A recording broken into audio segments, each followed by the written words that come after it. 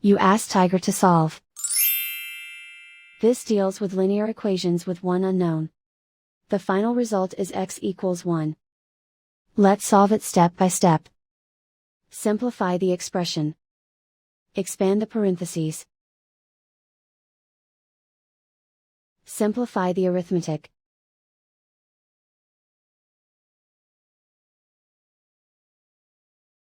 Group all x terms on the left side of the equation. Subtract 7x from both sides. Group like terms. Simplify the arithmetic.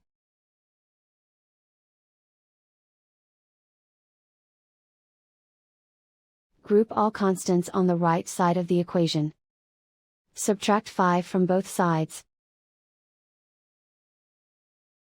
Simplify the arithmetic.